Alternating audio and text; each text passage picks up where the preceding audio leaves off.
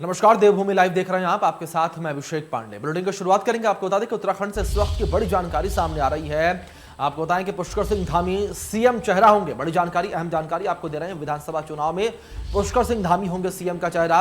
BJP चुनाव प्रभारी प्रहलाद जोशी ने इस बात की घोषणा की है। बड़ी जानकारी आपको दे रही है। विधानसभा चुनाव की तैयारी में भारतीय जनता पार्टी जुट गई है। तो लगातार जिस तरीके से अटकलें तेज चल रही थी कि आगामी चुनाव में मुख्यमंत्री का चेहरा कौन होगा, तो इसको लेकर अब आपको बता दें कि चेहरा सामने आ गया है। सीएम पुष्कर सिंह धामी जो है वो सीएम चेहरा होंगे और विधानसभा चुनाव में पुष्कर सिंह धामी होंगे सीएम का चेहरा। बड़ी जानकारी आपको दे रही है।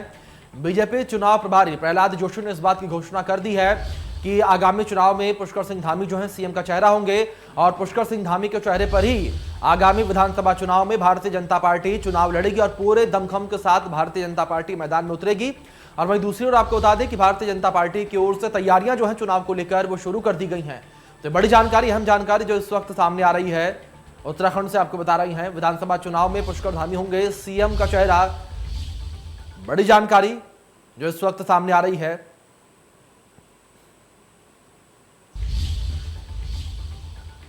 तो आपको बता दें कि चुनाव प्रभारी प्रहलाद जोशी की ओर से इस बात की घोषणा की गई है।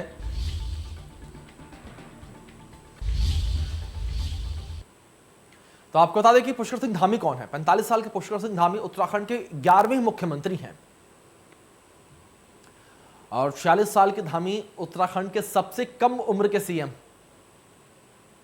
धामी उधम सिंह नगर के खटीमा विधानसभा सीट से विधायक हैं मौजूदा समय में और भारतीय जनता युवा मोर्चा के प्रदेश अध्यक्ष भी रह चुके हैं पुष्कर सिंह धामी। 2002 से 2008 तक भारतीय जनता युवा मोर्चा के प्रदेश अध्यक्ष रहे हैं पुष्कर सिंह धामी और पिथौरागढ़ में जन्म हुआ, लेकिन सीएम धामी की कर्मभूमि खटीमा है।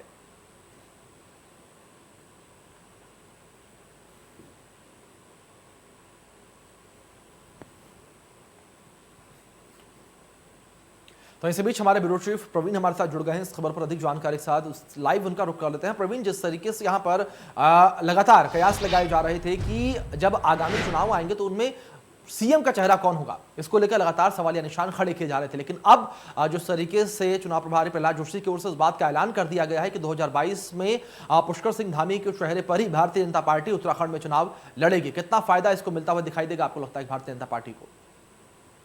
देखिए, इस कार्यकाल की अगर हम बात करें बीजेपी के वर्तमान कार्यकाल की, तो 3 मुख्यमंत्री बीजेपी की तरफ से बदले गए और एक युवा मुख्यमंत्री पुष्कर सिंह धामी को लाया गया। वो अभी काम कर रहे हैं और उन्हीं के नेतृत्व में चुनाव में पार्टी जा रही है। लेकिन सवाल कई सारे उठ रहे थे क्योंकि कई सारे बड़े नेता है पार्टी के अंदर।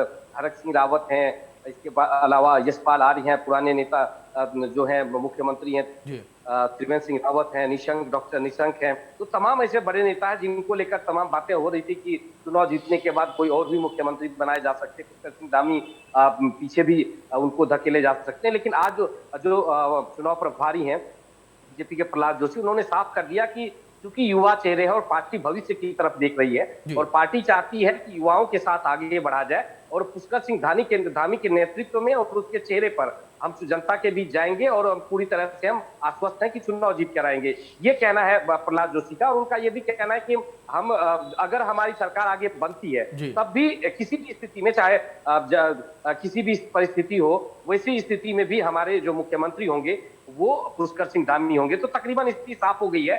तमाम दूसरों पार्टियों की तरफ से ये बात उठाई जा रही थी कि कौन मुख्यमंत्री होंगे। आप सामूहिक नेतृत्व की बात करते हैं लेकिन मुख्यमंत्री के चेहरे को सामने नहीं लाते हैं। तो उन सब चीजों पर से आज जो है पर्दा उठ गया है। जी, प्रवीण, जानकारी यहाँ पर यह भी लेना चाहेंगे जिस तरीके से भारतीय जनता पार्टी की सरकार में तमाम उठापटक जो है देखने को मिला, तीसरे मुख्यमंत्री हैं पुष्कर सिंह धामी, तो ऐसे में प्रदेश की जनता ने किस तरीके से मुख्यमंत्री पुष्कर सिंह धामी को एक्सेप्ट किया है?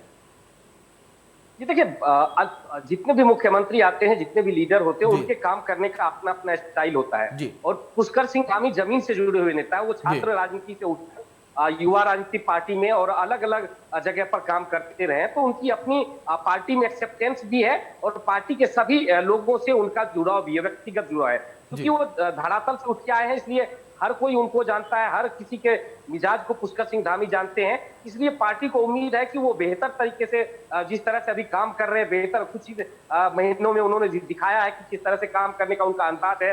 आक्रामक तरीके से काम कर रहे हैं, एक्शन ले रहे हैं और योजनाओं पर काम कर रहे हैं। और तमाम उन्होंने कहा था कि जो जहां का काम हो, पटवारी स्तर का काम पटवारी लेवल पे हो, जिले स्तर का जिला पे हो और सचिवालय तक मामला जिले स्तर का ना है। तो इन सब चीजों कर पार्टी को उम्मीद है कि बेहतर तरीके से काम करेगी और आम आदमी में भी युवा चेहरे को लेकर कहीं ना कहीं एक जोश है। जी बिल्कुल बिल्कुल। प्रवीण, बहुत बहुत शुक्रिया आपका हमारे साथ जुड़ने के लिए, तमाम जानकारियों के लिए। इससे बीच आगे बढ़ेंगे, आपको बता दें कि मुख्यमंत्री पुष्कर सिंह धामी ने प्रधानमंत्री नरेंद्र मोदी के जन्मदिन के अवसर पर मुख्यमंत्री आवास में वृक्षारोपण किया। और मुख्यमंत्री पुष्कर सिंह धामी ने कहा कि प्रधानमंत्री नरेंद्र मोदी के नेतृत्व में देश हर क्षेत्र में प्रगति कर रहा है। उनके दृढ़ इच्छा शक्ति और नेतृत्व में भारत को विकसित राष्ट्र बनाने का सपना भी सरकार का साकार होगा। और प्रधानमंत्री नरेंद्र मोदी की कार्यशैली की वजह से भारत को वैश्विक स्तर पर एक अलग पहचान मिली है।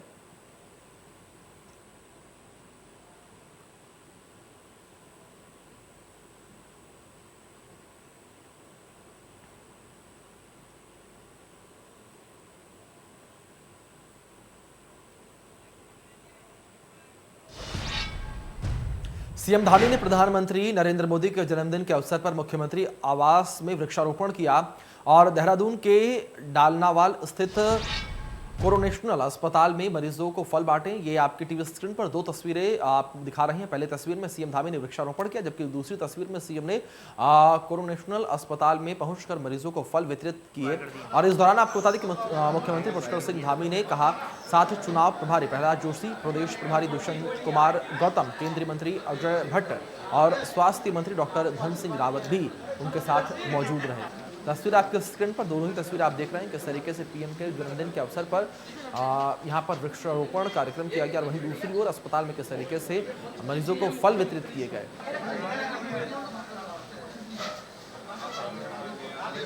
विधायक जी को बाहर कर दिया।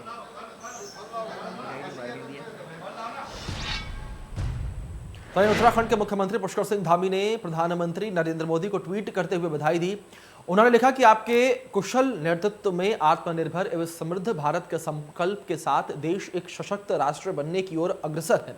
प्रधानमंत्री मोदी जी के नेतृत्व में देश हर क्षेत्र में प्रगति कर रहा है। उनके दृढ़ इच्छा शक्ति एवं नेतृत्व में भारत को विकसित राष्ट्र बनाने का सपना भी साकार हो रहा है। प्रधानमंत्री जी की कार्यशैली की वजह से भारत को वैश्विक स्तर पर एक अलग पहचान मिली है।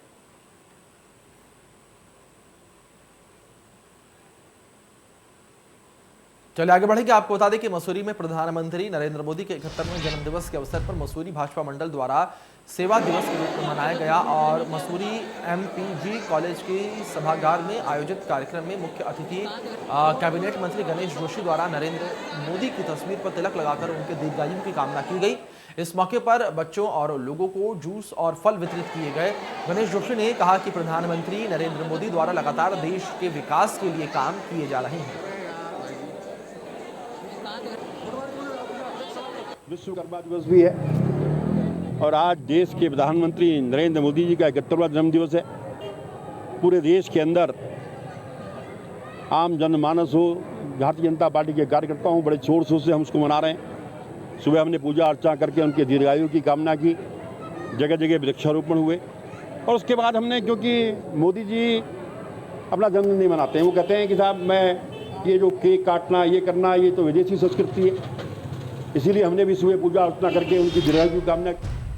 पूरे देश में प्रधानमंत्री नरेंद्र मोदी का जन्मदिन बड़ी धूमधाम से मनाया जा रहा है। भारतीय जनता पार्टी उनके 71वें जन्मदिन को उत्सव के रूप में मना रही है। हरिद्वार की ज्वालापुर विधानसभा से बीजेपी विधायक सुरेश राठौर ने अपने समर्थकों के साथ के लिए पीएम मोदी के जन्मदिन के अवसर पर केक काटा और उनकी दीर्घायु की कामना की। इस दौरान विधायक सुरेश राठौर ने कहा कि प्रधानमंत्री नरेंद्र मोदी के नेतृत्व में भारत निरंतर प्रगति की ओर आगे बढ़ रहा है और वो चाहते हैं कि आगे भी वो भारत के प्रधानमंत्री के रूप में देश की सेवा करते रहें।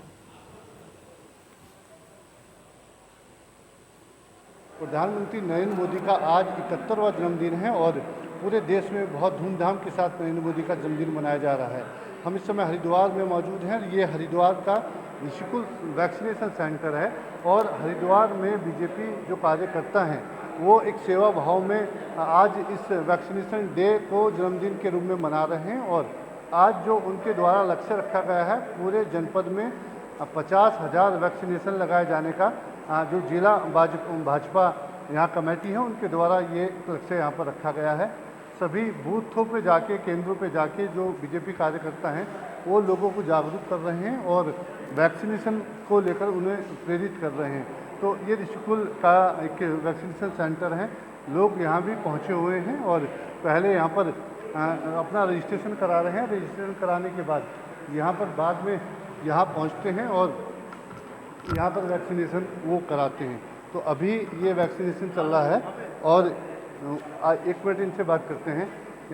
आज मोदी जी का जन्मदिन है और जो लक्ष्य रखा गया 50,000 का, किस तरह से आपके यहाँ लोग पहुँच रहे हैं, वैक्सीनेशन लगाया जा रहा है? सर हमारे यहाँ कोविशील्ड। सुबह से कितने लोग पहुँचे होंगे? क्या आज कोई विशेष उत्साह है मोदी जी के जन्मदिन को लेकर? सर 100 के आसपास तो आएंगे। देखिए, पूरे जो जनपद में करीब 50,000 वैक्सीनेशन लगाने का लक्ष्य रखा गया है।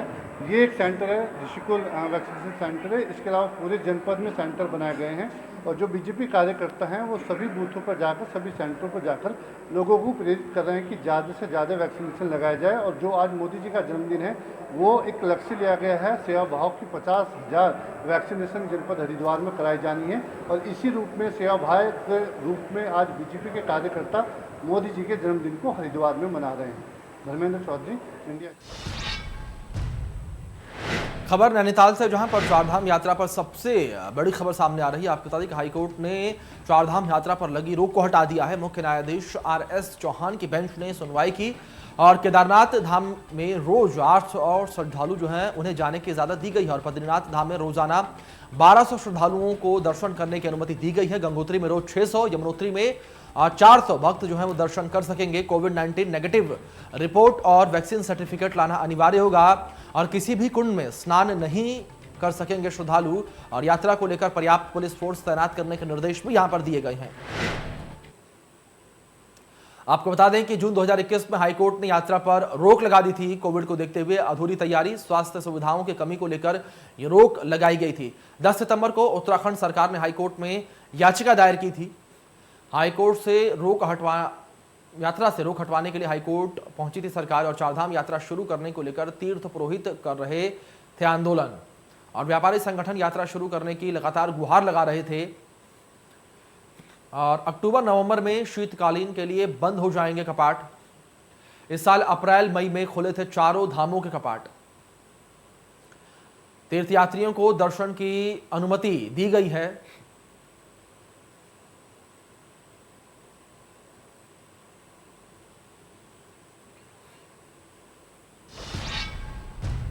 तो मैं आपको बता दें कि बंद पड़ी चारधाम यात्रा को लेकर अब उच्च न्यायालय ने राज्य सरकार को यात्रा खोलने के लिए दिशा निर्देश जारी कर दिए हैं। न्यायालय के आदेश के बाद राज्य सरकार की मुसीबतें कम हो सकती हैं। काफी लंबे समय से चारधाम यात्रा को शुरू किए जाने की मांगे चल रही थी। इसको लेकर विपक्ष ने भी राज्य सरकार को घेरना शुरू कर दिया था। अब न्यायालय से राज्य सरकार को कोविड-19 के गाइडलाइन के अनुसार चारधाम यात्रा खोलने की इजाजत मिल गई है, जिसको लेकर राज्य सरकार अब तैयारी में जुट गई है। न्यायालय के आदेश के बाद अभी मंदिरों में साफ सफाई का अभियान चल रहा है, जिसके बाद 18 सितंबर से राज्य सरकार सभी के लिए चारधाम यात्रा खोल देगी।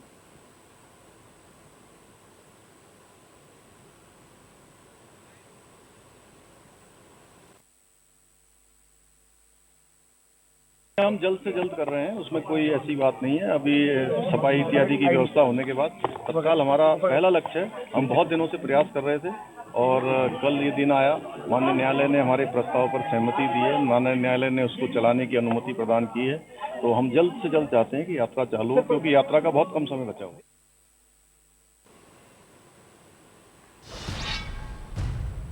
नैनीताल हाईकोर्ट ने प्रदेश में चारधाम यात्रा खोलने की सशर्त अनुमति दे दी है। यात्रा खोलने के बाद हरिद्वार के ट्रैवल व्यवसायियों में खुशी की लहर है।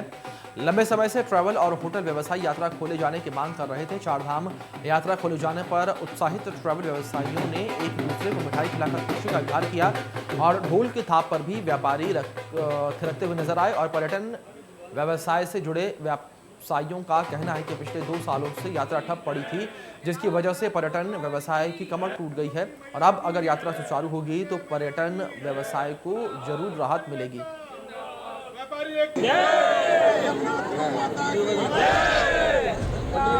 चलिए आगे बढ़ेंगे। आपको बता दें कि आम आदमी पार्टी से आगामी विधानसभा चुनाव में मुख्यमंत्री का चेहरा बनने के बाद कर्नल अजय कोटियाल कोटद्वार पहुंचे, जहां पर आप कार्यकर्ताओं ने ढोल नगाड़ों और फूल मालाओं से उनका भव्य स्वागत किया।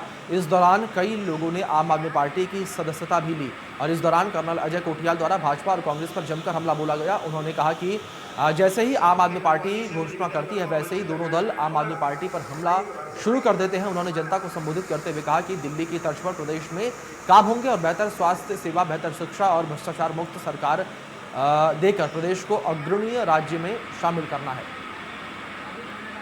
आम आदमी पार्टी जगह जगह जाकर के जनता से मिल रही है।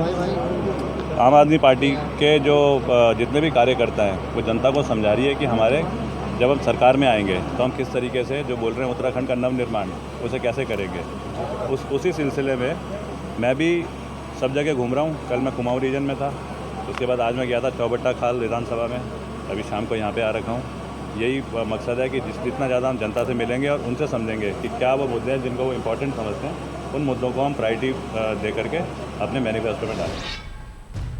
धर्मनगरी हरिद्वार स्थित हर की पौड़ी की देखरेख करने वाली संस्था शुशंगा सभा के महामंत्री तन्मय वशिष्ठ ने कोविड के मद्देनजर कोरोना संक्रमण से बचाव के लिए निःशुल्क वैक्सीनेशन शिविर लगाया जाएगा। आपको बता दें कि पूरे देश में वैक्सीनेशन अभियान तेजी से चलाया जा रहा है जिससे कोविड पर काबू पाया जा सके। तो वहीं इसी क्रम में हरिद्वार की श्री गंगा सभा भी लोगों को वैक्सीनेशन के प्रति जागरूक कर स्वास्थ्य विभाग के सहयोग से वैक्सीनेशन कैंप का आयोजन कर रही है।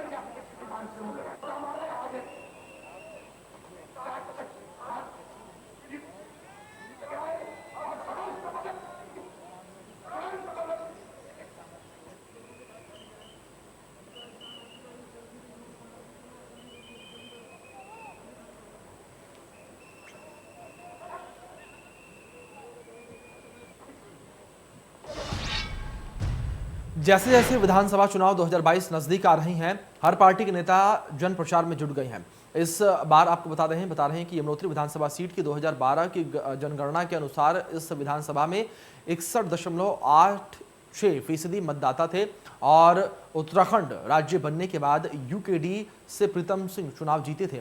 उसके बाद कांग्रेस के टिकट पर केदार सिंह रावत ने चुनाव जीता था। पिछले विधानसभा चुनाव में केदार सिंह रावत भाजपा में शामिल होकर चुनाव जीते हैं और वर्तमान समय में कांग्रेस पार्टी से संजय डोभाल टिकट की दावेदारी कर रही हैं, क्योंकि पिछले विधानसभा चुनाव में केदार सिंह रावत से बहुत कम मतों से हार गए थे।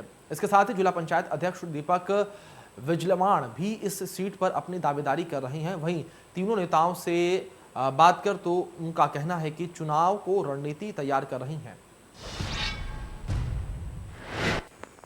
नमस्कार, मैं यमुनोत्री विधानसभा की जनता को नमन करता हूं और मैं भविष्य की रणनीति पर भी, जैसे कि आप सबको मालूम है कि 2022 विधानसभा चुनाव है और मेरी तैयारी यमुनोत्री विधानसभा से है और जनता जनार्दन का आशीर्वाद मेरे साथ है। और ये कहीं ना कहीं आज पंचायत की प्रतिष्ठा में मैं कहना चाहूँगा कि ग्राम पंचायत, क्षेत्र पंचायत, जिला पंचायत तीनों फॉर्मेट पर हमारे जो प्रतिनिधि हैं, हमारे जो जनमानस है वो पूरी तरह से तैयार है। अभी तक जो काम मैं पिछले चुनाव में मैं लड़ा था, कुछ जनता से वायदे भी किए थे और मैंने ये कहा था कि मेरा प्रयास रहेगा कि हर गांव को सड़क मार्ग से जोड़ा, शिक्षा, स्वास्थ्य, सड़क, बिजली, पानी के उसमें मेरा ये वायदा था कि इसके लिए मैं काम करूँगा। और रेलवे लाइन का गंगोत्री और यमुनोत्री को रेलवे लाइन से जोड़ने का भी मेरा सपना रहा है। और अगर यमुनोत्री के जनमानस से मुझे विधानसभा जाने का या आप लोगों ने मुझे आप यमुनोत्री विधानसभा का सेवा का अवसर दिया तो मैं हमारे ये यमुनोत्री विधानसभा शिक्षा, स्वास्थ्य, संचार, कृषि, बागवानी, पानी, पेयजल सब में पिछड़ा हुआ है। मैं इन सब समस्याओं के लिए आप लोगों से काम आप अपनी यमुनोत्री विधानसभा। उत्तरकाशी की तहसील बड़कोट में ग्रामीणों ने सड़क मरम्मत कार्य को लेकर विभाग और सूबे की सरकार को नाराजगी जाहिर की और यमुनोत्री राष्ट्रीय राजमार्ग के बीच बैठकर सांकेतिक चक्का जाम प्रदर्शन किया। और ग्रामीणों का आरोप है कि सड़क मार्ग संबंधित विभाग को कई बार शिकायत की गई, लेकिन विभाग ने अभी तक इस सड़क मार्ग की कोई सुध नहीं ली है, जिससे नाराज होकर भाटिया के सभी ग्रामीण राष्ट्रीय राजमार्ग के बीचों बीच बैठकर सड़क जाम कर वाहनों की आवाजाही रोक दी, जिसमें सड़क मार्ग के दोनों ओर गाड़ियों को लंबी कतारों में खड़ा रहना पड़ा। वहीं चक्का जाम में जीवन दायिनी 108 आवश्यक सेवा को भी करीब 10 मिनट तक जाम में खड़ा रहना पड़ा।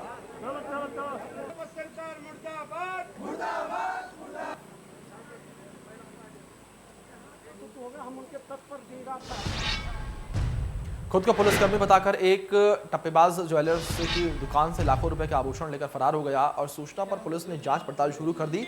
और सूचना मिलते ही पुलिस विभाग में हड़कंप मच गया और आनन फानन में मौके पर पहुंची पुलिस ने ज्वेलर्स से घटना की जानकारी ली। वहीं पर आसपास के सीसीटीवी कैमरों में आरोपी की तलाश की, जिसमें आरोपी का चेहरा साफ नजर आया है। मामला काशीपुर के मोहल्ला किला क्षेत्र का है, जहां पर खुद को पुलिसकर्मी बताकर टप्पेबाज ने लूट की वारदात को अंजाम दिया।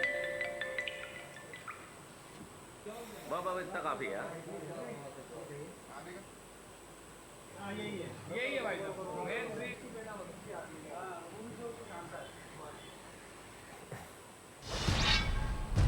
खबर देहरादून से, जहां पर बीजेपी ने स्वच्छता अभियान कार्यक्रम शुरू किया है और गोविंदगढ़ बस्ती में आपको बता दें कि स्वच्छता अभियान चल रहा है।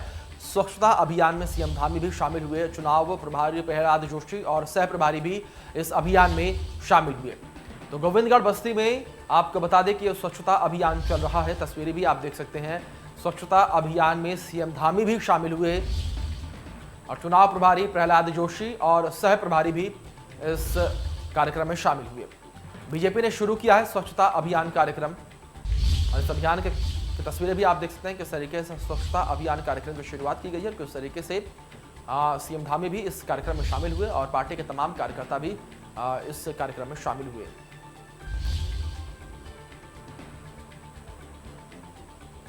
स्वच्छता अभियान की तस्वीरें आपके स्क्रीन पर, चुनाव प्रभारी प्रहलाद जोशी और सह प्रभारी भी यहां पहुंचे।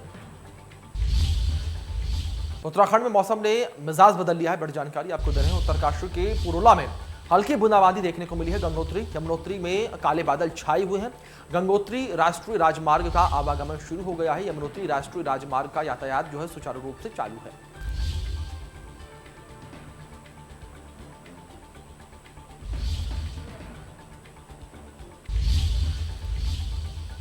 यूं तो देवभूमि उत्तराखंड में साल के 12 महीने में त्योहारों की धूम रहती है, जिसमें स्थानीय देवताओं के साथ ग्रामीण भाग लेते हैं। आज मां गंगा के मायके मुखवा में सैल्क्यू त्यौहार का शुभारंभ हुआ, जिसमें गांव के सभी लोगों ने बढ़ चढ़ कर भाग लिया और मेले में मुख्य अतिथि के रूप में भाजपा नेता जगमोहन सिंह रावत और ब्लॉक प्रमुख भटवाड़ी विनीता रावत मौजूद रहे। इस अवसर पर भाजपा के पूर्व संयोजक जगमोहन रावत ने ग्रामवासियों को मेले की शुभकामनाएं दी और मां गंगा के चरणों में माथा टेक कर साथ ही उन्होंने ऐलान किया कि पार्टी अगर उन्हें टिकट देती है तो वह विधानसभा चुनाव 2022 में चुनाव लड़ने के लिए तैयार है।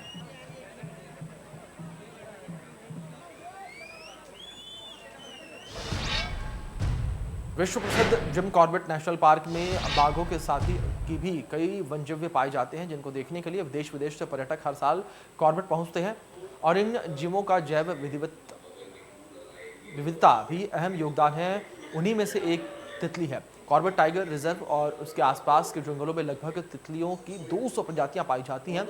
वहीं अगर पूरे भारत की बात करें तो पूरे भारत में 1500 तितलियों की प्रजातियां पाई जाती हैं।